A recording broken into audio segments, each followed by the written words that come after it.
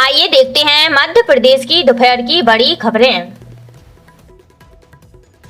PM किसान की 22 किस्तें तो मिली, लेकिन आखिर कहां अटक गए सीएम किसान के 4,000 रुपए। आपको बता दें, मध्य प्रदेश के 82 लाख किसानों को केंद्र सरकार की ओर से पीएम किसान सम्मान निधि योजना की 22वीं किस्त की सौगात मिल चुकी है। पिछले हफ्ते 13 मार्च को प्रधानमंत्री नरेंद्र मोदी ने देश के 9 करोड़ 20 लाख किसानों के खाते में 2-2 हजार रुपए ट्रांसफर कर दिए हैं। इनमें एमपी के करीब 82 लाख किसान भी शामिल है, लेकिन मध्य प्रदेश के इन किसानों को पिछले नवंबर से मुख्यमंत्री किसान कल्याण योजना के पैसों का इंतजार है। 14वीं किस्त अब तक खाते में नहीं आई है और 15वीं किस्त भी पेंडिंग में हो गई है।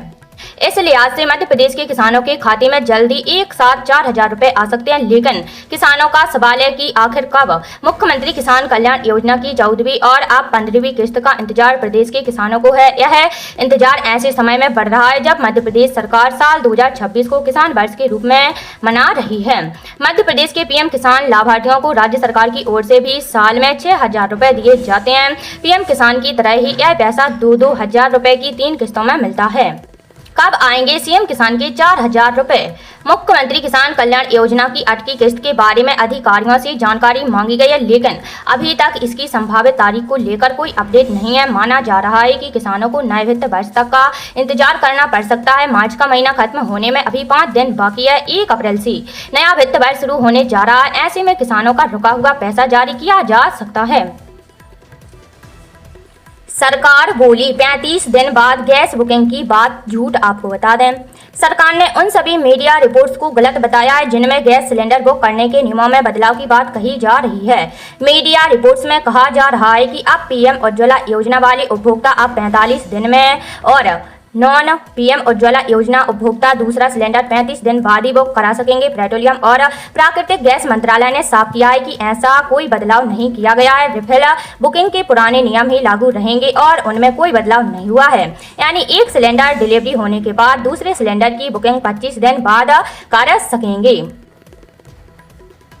रेलवे टिकट 8 घंटे पहले कैंसिल करने पर ही रिफंड। आपको बता दें, भारतीय रेलवे ने टिकट कैंसिल करने के नियम सख्त कर दिए हैं। अब अगर कोई यात्री ट्रेन छूटने से 8 घंटे पहले तक टिकट रद्द करता है तभी उसे रिफंड मिलेगा। पहले यह समय 4 घंटे था, जिसे बढ़ाकर अब 8 घंटे कर दिया गया है। हालांकि 24 से 8 घंटे के बीच टिकट कैंसिल करने पर अभी भी 50% पैसा ही वापस मिलेगा। इसके अलावा अब यात्री ट्रेन छूटने से 30 मिनट पहले तक अपना बोर्डिंग स्टेशन भी बदल सकते हैं। रेल मंत्री अश्विनी वैष्णव ने मंगलवार को कहा कि यह बदलाव इसलिए किया गया है ताकि एजेंट और दलाल टिकटों की जमाखोरी न कर सके। नए नियम 1 से 15 अप्रैल 2026 के बीच अलग अलग फेज में लागू होंगे।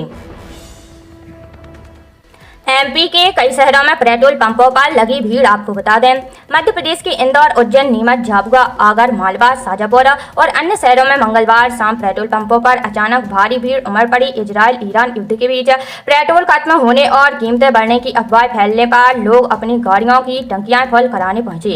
लोगों की भीड़ इतनी बड़ी कि कई पंपों पर धक्का मुक्की और अफरा तफरी की स्थिति बन गई है। प्रशासन और पुलिस को हस्तक्षेप करना पड़ा। खाद्य एवं नागरिक आपूर्ति मंत्री गोविंद सिंह राजपूत ने कहा कि प्रदेश में पेट्रोल, डीजल और घरेलू गैस पर्याप्त मात्रा में उपलब्ध है। अफवाहों पर विश्वास न करें और केवल अधिकृत स्रोतों से जानकारी लें। वहीं पेट्रोलियम कंपनियों ने भी कहा है कि देश भर में ईंधन की कोई कमी नहीं है। अफवाहों पर ध्यान न दें और सामान्य रूप से ही ईंधन लें। चांदी की कीमतों में करीब 12,000 रुपए का उछाल। सोना 1,44,000 रुपए पर पहुंचा। जाने ताजा अपडेट। आपको बता दें, सुरक्षित निवेश माने जाने वाले सोने और चांदी की कीमतों में बुधवार को तेजी देखने को मिली है। पश्चिम एशिया के हालात को लेकर बाजार में बढ़ती अनिश्चितता के बीच निवेशकों ने फिर से बुलियन में खरीदारी बढ़ाई। चांदी की कीमत 12,010 रुपए बढ़कर 2,36,000 रुपए प्रति किलो पर पहुंच गई है। वहीं सोने का भाव 5,510 रुपए बढ़कर 1,44,000 रुपए प्रति 10 ग्राम पर आ गया है। हालांकि कई दिनों की गिरावट के बाद यह उछाल देखने को मिल रहा है। वैश्विक बाजारों में सोने चांदी का हाल। अंतर्राष्ट्रीय बाजार में सोने और चांदी की कीमतों में बुधवार को तेज उछाल दर्ज किया गया है। पिछले कुछ सत्रों की गिरावट के बाद दोनों कीमती धातुओं ने मजबूती दिखाई, जिसका मुख्य कारण अमेरिका और ईरान के बीच संभावित कूटनीतिक समाधान की खबरें हैं। एशियाई कारोबार के दौरान कॉमेक्स पर सोना करीब 4% बढ़कर लगभग $4,600 प्रति औंस तक पहुंच गया है, जबकि चांदी की कीमतों में और भी तेज बढ़त देखने को मिली है। चांदी करीब 7% उछलकर $74 प्रति औंस के स्तर पर पहुंच गई है। मुख्यमंत्री दतिया जिले के भांडेरा में राज्य स्तरीय किसान सम्मेलन में हुए शामिल। आपको बता दें, मुख्यमंत्री डॉक्टर यादव मंगलवार को दतिया जिले में आयोजित राज्य स्तरीय किसान सम्मेलन को संबोधित कर रहे थे। मुख्यमंत्री डॉक्टर यादव ने कहा कि मध्य प्रदेश बहुत जल्द देश का नंबर 1 राज्य बनेगा। मुख्यमंत्री डॉक्टर यादव ने किसान सम्मेलन में दतिया को 62 करोड़ 23 लाख के विकास कार्यों की सौगात दी है। मुख्यमंत्री डॉक्टर यादव ने 62 करोड़ 23 लाख लागत के 12 विकास कार्यों का लोकार्पण और भूमि पूजन किया। इसमें भव्य संदीपनी विद्यालय, देवीय स्थल, रतनगढ़ में यात्री निवास, स्टेडियम सहित अन्य विकास कार्य शामिल। मुख्यमंत्री डॉक्टर यादव ने सम्मेलन में हितग्राहियों को कृषि यंत्र, पशुपालन, खाद प्रसंस्करण के लिए हित लाभ भी वितरित किए हैं।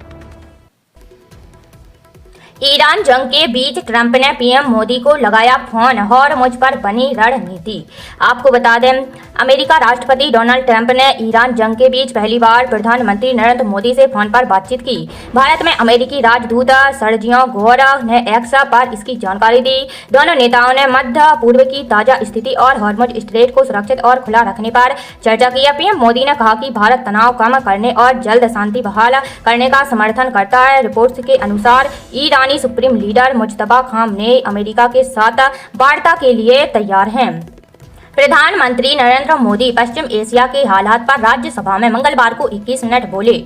उन्होंने कहा कि अमेरिका इजरायल की ईरान से जंग जारी रही तो इसके दुष्परिणाम होंगे। आने वाला समय देश की सबसे बड़ी परीक्षा लेने वाला है। इसमें राज्यों का सहयोग जरूरी है। टीम इंडिया की तरह काम करना होगा। उन्होंने कहा कि हॉर्मुज़ स्ट्रेट में हमारे जहाज और भारतीय क्रू फंसे हुए हैं। ये चिंताजनक है। हमारे व्यापार के रास्ते प्रभावित हो रहे हैं। गैस, तेल, फर्टिलाइजर्स जैसे जरूरी सामान की सप्लाई पर असर पड़ा है। एक दिन पहले पीएम ने लोकसभा में 25 मिनट की स्पीच दी थी। उन्होंने कहा था कि इस युद्ध के कारण दुनिया में जो कठिन हालात बने हैं उनका प्रभाव लंबे समय तक बने रहने की आशंका है, इसलिए हमें तैयार रहना होगा। हम कोरोना के समय भी एकजुट से ऐसी चुनौतियों का सामना कर चुके हैं।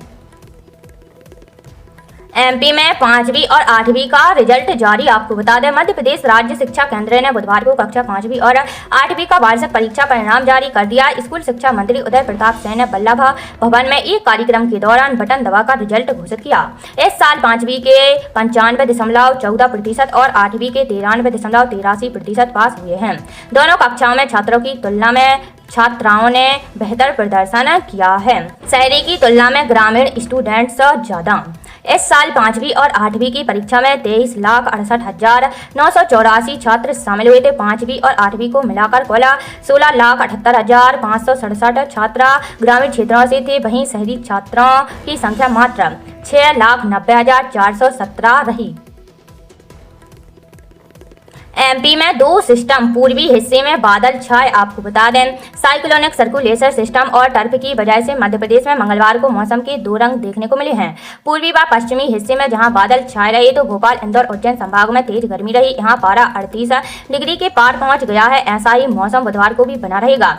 मौसम विभाग ने 27 और 28 मार्च को प्रदेश में आंधी और बारिश का अलर्ट जारी किया है। सीनियर मौसम वैज्ञानिक ने बताया कि 26 मार्च को उत्तर पश्चिमी भारत में नया वेस्टर्न डिस्टर्बेंस एक्टिव हो रहा है, जिसका असर 2 दिन तक ग्वालियर, चंबल, सागर और रीवा संभाग के जिलों में देखने को मिलेगा। 28 मार्च को एक और नया वेस्टर्न डिस्टर्बेंस एक्टिव हो सकता है। यह भी असर दिखाएगा।